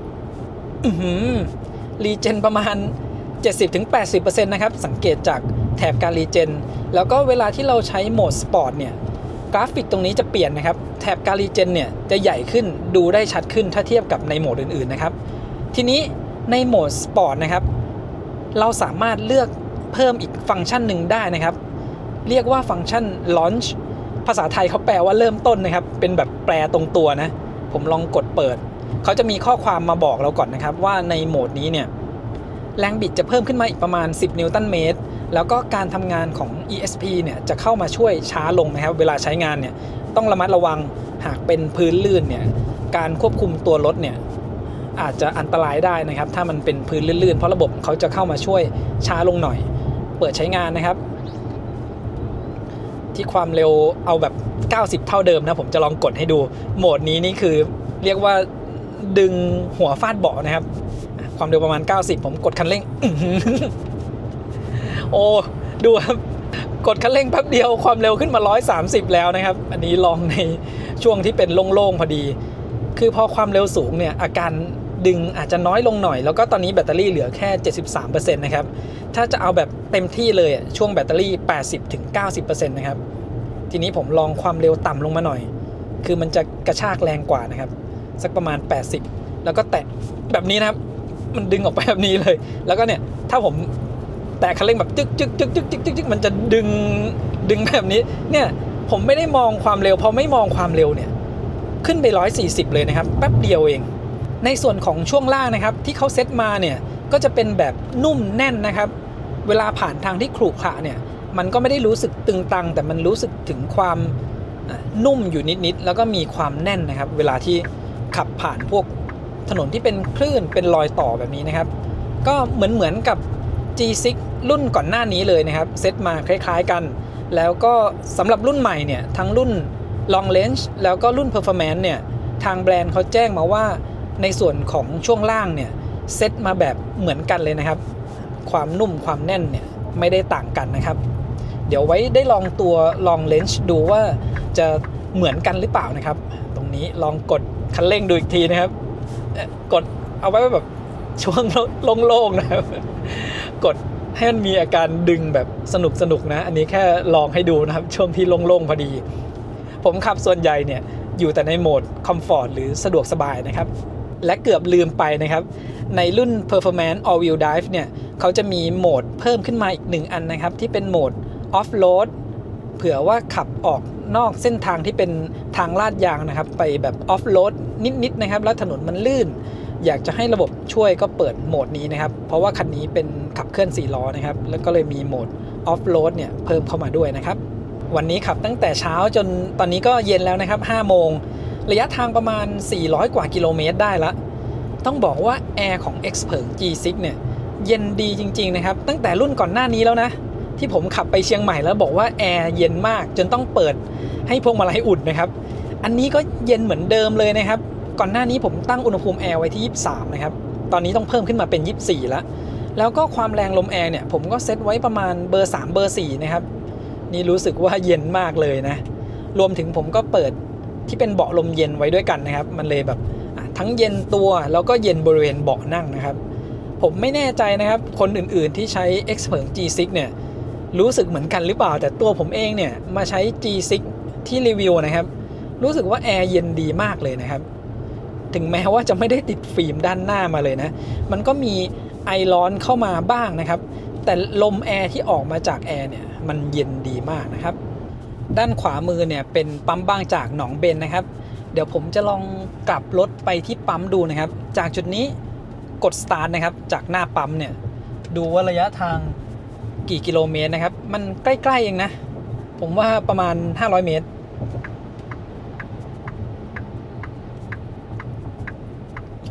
พาขับวนกลับไปดูนะครับสำหรับใครที่ขับมาจากเชียงใหม่แล้วก็สถานีชาร์จก่อนหน้านี้มันเต็มนะครับเราก็สามารถขับกลับรถเนี่ยแวะไปชาร์จก่อนได้นะคือขาขับกลับรถเนี่ยจุดนี้ยังไม่ไกลนะครับทีนี้เดี๋ยวดูตอนที่ออกจากปั๊มแล้วเราต้องขับกลับรถมาฝั่งนี้ใหม่อีกครั้งหนึ่งนะครับว่า ระยะทางประมาณเท่าไหร่นี่ครับประมาณ 0.4 กิโลเมตรอันนี้จากตรงข้ามปั๊มนะครับที่ผมกด start เพื่อจับระยะทางมาถ้าช่วงที่มีรถมาเยอะๆนี่ก็อาจจะรอนานอยู่นะครับกลับรถมาแล้วก็เข้าทางซ้ายนะครับถึงปั๊มบางจากละระยะทางรวม800 เมตรนะครับกลับรถมาที่จุดนี้สรุปว่าแวะอยู่ที่นี่จนค่ำเลยนะครับมาพอดีจังหวะที่เจ้าหน้าที่เขาทดสอบตู้ชาร์จ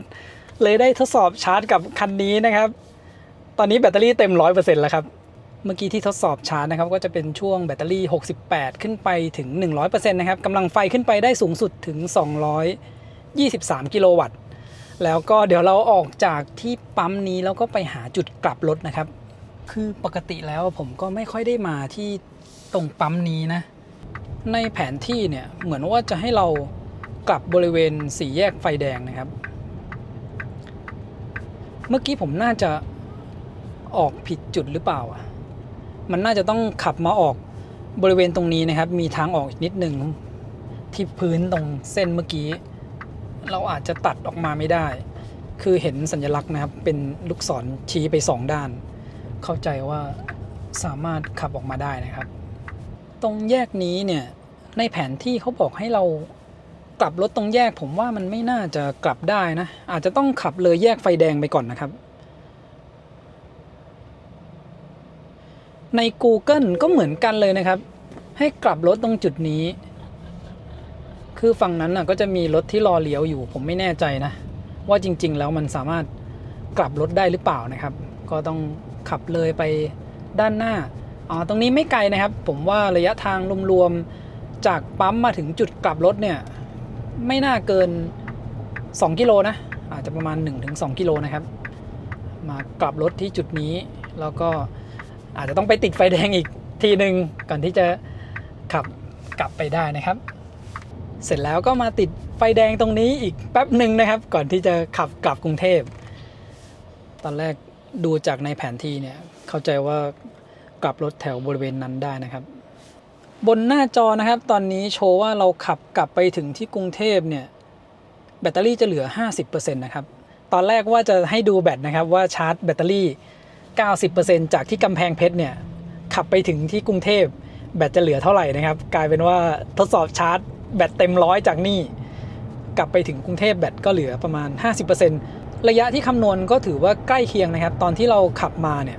มาถึงนี่แบตเตอรี่ก็เหลือ 49% นะครับถ่ายให้ดูแสงสว่างไฟหน้าผ่านกล้องตัวกลางนี้ก่อนนะครับเดี๋ยวไว้ในรุ่น Long Range ขับขึ้นเชียงใหม่นะครับผมถ่ายให้ดูแสงสว่างไฟหน้าอีกครั้งหนึ่งพร้อมกับระบบไฟสูงนะวันนี้เนี่ยไม่ได้เตรียมกล้องมาสำหรับติดที่กระจกหน้านะครับตอนแรกเนี่ยไม่ได้คิดว่าจะกลับค่ำขนาดนี้นะครับพอดีว่าได้ไปแวะทดสอบชาร์จกับจุดชาร์จใหม่พอดีก็เลยกลับออกมาช้านะครับแสงสว่างไฟหน้าถือว่าสว่างดีเลยนะครับส่องไปกว้างเลยนะแล้วก็เขาสามารถปรับระดับได้4ระดับนะครับปรับให้ก้มต่ำลงนะครับเผื่อว่าเราบรรทุกหนักแล้วหน้ามันเชิดขึ้นนะครับเราก็ปรับให้มันก้มลงมานิดนึงโดยรวมไฟหน้าสว่างดีนะครับดูจากกล้องตรงกลางผมว่าน่าจะพอเห็นอยู่นะครับแสงที่ส่องไปทางด้านซ้ายแล้วก็ขวาเนี่ยส่องออกไปกว้างดีนะครับตอนนี้บนแผนที่บอกว่าอีก100 กิโลเมตรจะถึงปลายทางนะครับผมจะลองรีเซ็ตทริป B ณจุดนี้นะครับดูว่าขับไปถึงปลายทางเนี่ยมันจะดิฟกันอยู่เท่าไหร่นะครับถ้าเทียบที่ระยะ100เนี่ยผมว่ามันน่าจะดูง่ายขึ้นนะช่วงที่เราขับไปกำแพงเพชรก็เห็นแล้วนะครับระยะที่วิ่งจริงประมาณ55 กิโลเมตรบนหน้าจอรถเนี่ยประมาณ53นะครับต่างกันประมาณเกือบ2 กิโลเมตรในรุ่นใหม่นี้นะครับพอมีแอมเบียนไลท์เพิ่มเข้ามาเนี่ยช่วงขับกลางคืนเนี่ยก็ให้ฟีลลิ่งที่ดีขึ้นนะครับมันมีความพรีเมียมเพิ่มขึ้นมานะถ้าเทียบกับตัวเก่าขับแล้วมืดไปหมดเลยนะครับทั้งด้านหน้าแล้วก็บริเวณเท้านะครับอันนี้เนี่ยมีแอมเบียนไลท์ทางด้านข้างทางด้านหน้านะครับที่เป็นเส้นแบบนี้รวมถึงประตูหลังด้วยนะครับตัวเส้นแอมเบียนไลท์เนี่ยมีทั้งประตูด้านหน้าแล้วก็ประตูหลังนะครับถ่ายให้ดูภาพจากกล้องมองหลังนะครับอันนี้เป็นช่วงกลางคืน แล้วก็ถนนเนี่ยมีแสงไฟบ้างเล็กน้อยนะครับจะเห็นว่าภาพเนี่ยคมชัดดีมากเลยนะครับแล้วก็กล้องแบบนี้เนี่ยถ้าเป็นช่วงฝนตกยิ่งมองได้ชัดดีเลยนะครับมันจะไม่เหมือนเวลาที่เรา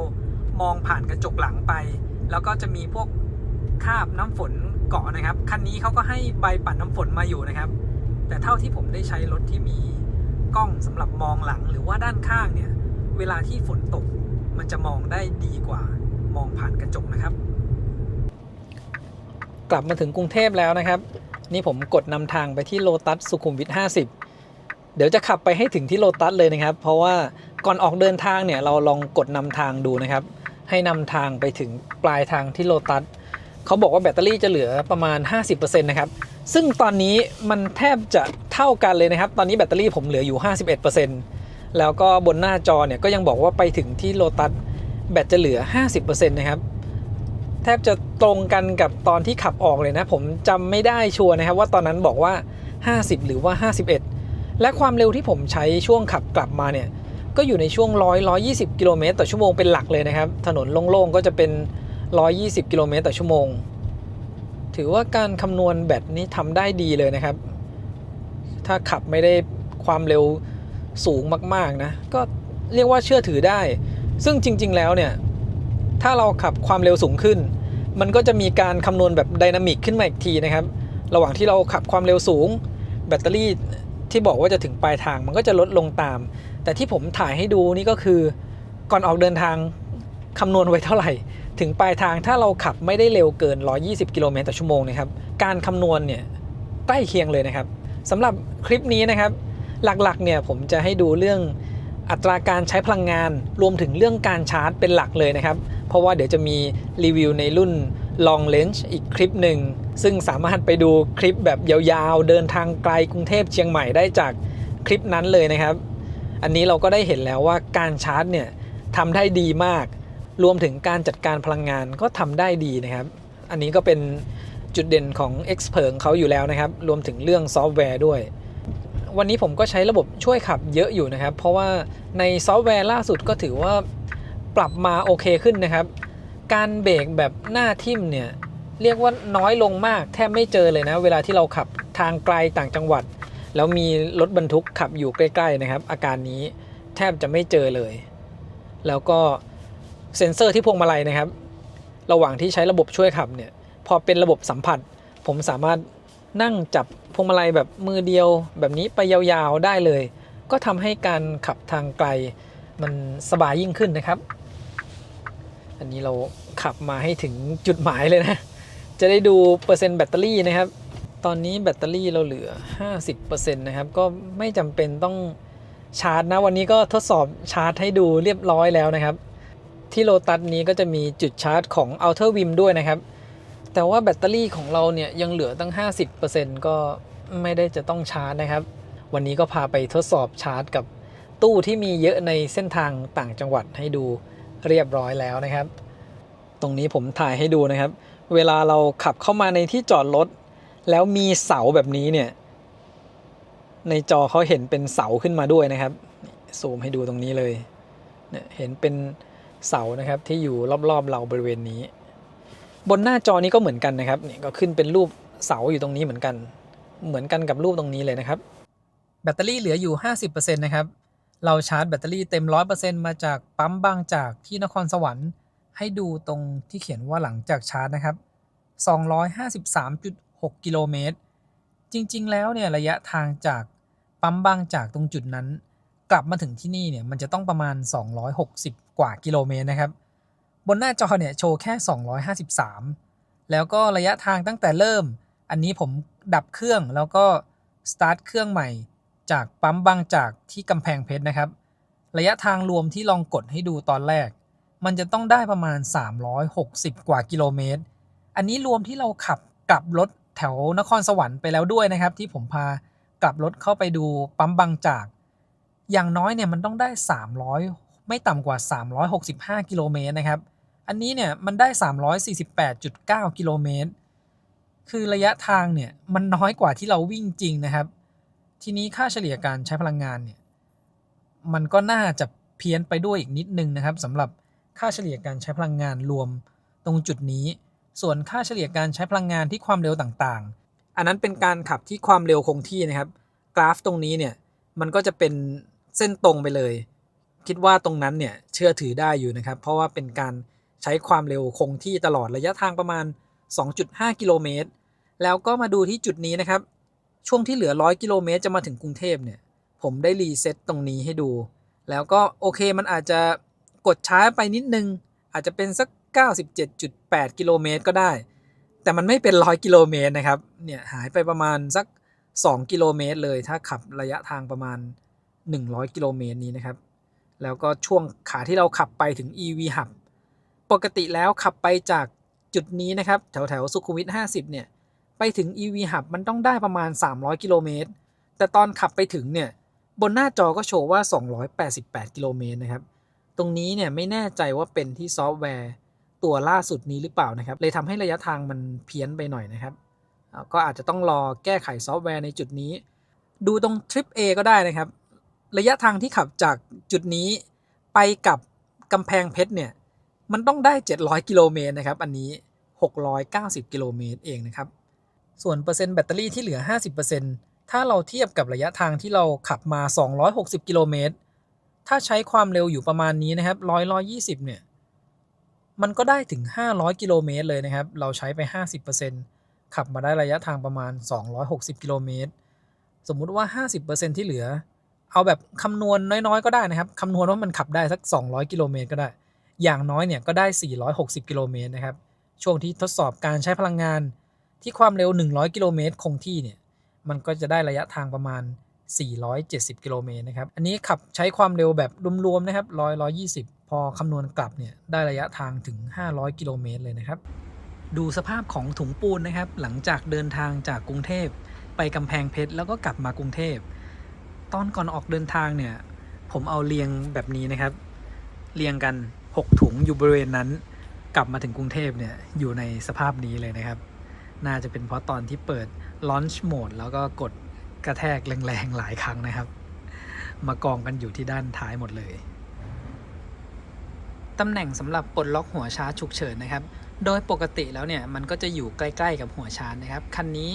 ช่องชาร์จอยู่ด้านหลังทางด้านขวาข้างในเนี่ยจะมีฝาตัวนี้ปิดอยู่นะครับซึ่งเราจะต้องงัดแรงๆนะครับถึงมันจะเปิดออกมาได้อันนี้เนี่ยเป็นแค่แผ่นแบบนี้เฉยๆเดิมทีมันจะปิดอยู่ตรงนี้นะครับตรงนี้แล้วก็ตรงเนี้ยมันจะเข้าไปล็อกอยู่ด้านในแต่ว่าดึงออกยากหน่อยนะครับในรุ่นใหม่นี้เนี่ยบนหน้าจอก็จะมีเมนูให้เราสามารถกดปลดล็อกได้เหมือนกันนะครับแต่อันเนี้ยผมลองเปิดให้ดูในกรณีที่กดบนหน้าจอแล้วยังปลดไม่ได้นะครับจะมีสลิงเส้นนี้อยู่นะครับเอาไว้ดึงเพื่อปลดล็อกหัวชาร์จถ่ายให้ดูใกล้ๆนะครับเนี่ยบริเวณตรงนี้ดึงแล้วมันก็จะปลดล็อกสลักที่ล็อกหัวชาร์จอยู่นะครับพอปิดกลับเข้าไปแล้วก็จะเป็นแบบนี้คือมันจะแข็งหน่อยนะครับเวลาเราจะดึงเปิดเนี่ยมันจะยากหน่อยอันนี้ก็บอกไว้นะครับสำหรับเวลาที่มันไม่สามารถปลดล็อกหัวชาร์จได้จริงๆและเดี๋ยวไปดูที่เมนูบนหน้าจอกันนะครับเมนูสำหรับปลดล็อกหัวชาร์จฉุกเฉินนะครับบนหน้าจอเนี่ยเรากดรูปรถเข้ามาที่เมนูตรงนี้นะครับเลื่อนไปที่การชาร์จและการจ่ายไฟแล้วก็เลื่อนลงไปด้านล่างสุดเลยนะครับจะมีตรงนี้การปลดการเชื่อมต่อหัวชาร์จฉุกเฉินคือนอกจากดึงสลักตรงนั้นเรามากดปลดล็อกตรงนี้ก็ได้นะครับสำหรับใน Xpeng G6 รุ่นใหม่นี้นะครับ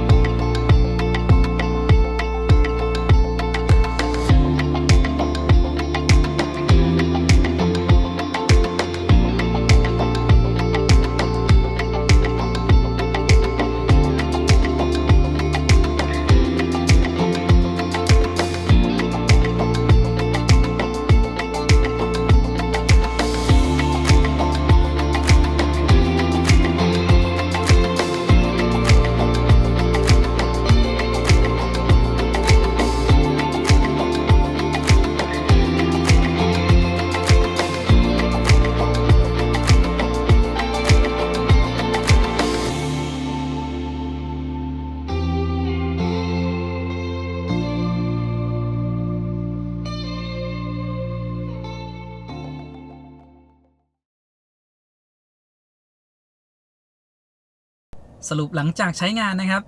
โดยรวมเนี่ยก็ประทับใจเลยนะครับสำหรับ Xpeng G6 รุ่น Performance ในคลิปนี้เนี่ยพาขับไปกำแพงเพชรนะครับเพื่อดูการใช้พลังงานรวมถึงนำไปทดสอบชาร์จนะครับทั้งตู้ทั่วไปตามต่างจังหวัดแล้วก็ตู้ที่แรงสุดในไทยหัวเว่ยตอนนี้นะครับเรียกว่าทำได้ประทับใจเลยทีเดียวนะครับทั้งเรื่องการจัดการพลังงานที่คันนี้เป็นรถ Dual Motor 486 แรงม้าถ้าขับไม่ได้เร็วมากนะครับความเร็ว80เนี่ยใช้พลังงานอยู่ประมาณ12กิโลวัตต์ชั่วโมงต่อ100กิโลเมตรอันนี้ถือว่าทำได้ดีเลยนะครับที่เป็นรถ Performance แบบนี้รวมถึงผมบรรทุกน้ำหนักไปด้วยเหมือนนั่งเต็มคันแล้วด้วยนะครับเรื่องการชาร์จเนี่ยก็ยิ่งทำได้น่าประทับใจเลยนะครับ 10-90% ภายใน18นาทีกับตู้ที่แรงสุดในไทยแล้วก็ใช้เวลา 10-100% ภายใน28นาทีซึ่งมันจะไปช้าแค่ช่วงท้ายๆนะครับ 96-100% แล้วก็ถ้าเป็นตู้ในต่างจังหวัดเนี่ยผมว่า 20-80% ใช้เวลาไม่เกิน25นาทีนะครับตรงจุดนี้ก็ทำให้การเดินทางไกลเนี่ยใช้เวลาชาร์จน้อยลงนะครับจุดนี้ก็ถือว่าทำมาได้ดีเลยทั้งเรื่องการชาร์จและการจัดการพลังงานนะครับซึ่งอันนี้ก็เป็นจุดเด่นของทาง Xpeng เขาอยู่แล้วด้วยนะครับแล้วก็เรื่องซอฟต์แวร์ทั้งที่ตัวรถและในแอปมือถือนะครับอันนี้ผมก็ชอบนะซอฟต์แวร์บนหน้าจอของเขาเนี่ยก็ถือว่าจัด UX UI มาได้ดีการใช้งานสะดวกดีนะครับก็จะมีนิดนึงนะครับในเรื่องของทริปเนี่ยที่เขาแยก A/B ทริปมาให้แต่ยังไม่แยกค่าเฉลี่ยการใช้พลังงานมาให้อันนี้ผมพูดไปตั้งแต่ตอนรุ่นแรกแล้วนะครับรวมถึงล่าสุดที่เราทดสอบระยะทางเนี่ยรู้สึกว่าการจับทริประยะทางเนี่ยระยะมันยังไม่ตรงกับระยะที่เราวิ่งจริงนะครับขับไป300กว่ากิโลเมตรเนี่ยโชว์บนหน้าจออยู่288กิโลเมตรอันนี้ก็อาจจะเป็นที่ซอฟต์แวร์นะครับเดี๋ยวก็ให้เขาแก้ไขในตรงจุดนี้และส่วนของภายในนะครับที่มีพวก Ambient Light เพิ่มเข้ามาเนี่ยอย่างเช่นตรงจุดนี้นะครับผมว่ามันทำให้รถดูพรีเมียมขึ้นนะครับรวมถึงคอนโซลด้านหน้าแล้วก็เรื่องแอร์ภายในห้องโดยสารเนี่ยถือว่าเย็นดีนะครับขับกลางวันแดดเนี่ยแอร์ที่ออกมาเย็นดีแต่ว่ารถที่เรานำมาทดสอบเนี่ยไม่ได้ติดฟิล์มด้านหน้าก็จะมีไอร้อนเข้ามาหน่อยนะครับถ้าติดฟิล์มผมว่าคันนี้เนี่ยเย็นสบายดีเลยนะครับก็จะมีในส่วนของหลังคาที่เป็นหลังคากระจกนี้นะครับตอนนี้ผมนั่งอยู่ด้านหลังแล้วก็แดดอ่อนๆนะยังส่องลงมาขนาดนี้นะครับถ้าเป็นการขับเดินทางไกลเนี่ยมันอาจจะไม่ได้ร้อนมากนะครับเพราะว่ามีลมช่วยระบายอากาศบริเวณกระจกหลังคาแต่ถ้าเป็นการใช้งานในกรุงเทพเนี่ยความร้อนมันจะสะสมนะครับผมว่ามันก็จะร้อนลงมาหน่อยรวมถึงแสงที่มันลงมาเยอะเนี่ยอาจจะทำให้ผู้โดยสารนั่งหลังแล้วมันรู้สึกว่าแสงแยงตานะครับก็อาจจะต้องหาพวกที่เป็นม่านปิดมาปิดหลังคาไว้นะครับสำหรับใครที่ไม่ชอบในจุดนี้นะครับที่แสงมันเยอะหน่อยและเดี๋ยวมาดูในคลิปรุ่น Long Range กันนะครับว่าการจัดการพลังงานเนี่ยจะต่างกันกับรุ่น Performance สักขนาดไหนตัวนี้ก็ทำได้ดีแล้วนะครับใครที่ต้องการพละกำลังเยอะๆแรงบิดสูงๆนะครับกดคันเร่งแล้วกระชากแรงๆเนี่ยตัวนี้ก็เป็นตัวเลือกที่ดีเลยแล้วก็ใครขับเส้นทางเขาหรือทางที่มันมีฝนตกบ่อยๆนะครับระบบขับเคลื่อน4ล้อเนี่ยก็ช่วยให้การเข้าโค้งต่างๆทำได้ดีขึ้นนะครับส่วนใครเนี่ยที่ต้องการเน้นไปในเรื่องระยะทางไกลแล้วก็เรื่องความแรงเนี่ยผมว่าตัว Long Range มันก็แรงเหลือๆอยู่แล้วนะครับสำหรับการใช้งานทั่วไปเดี๋ยวไปติดตามกันต่อที่คลิปรุ่น Long Range ครับขอบคุณที่ติดตามคลิปนี้นะครับไว้พบกันใหม่คลิปหน้าครับขอบคุณครับ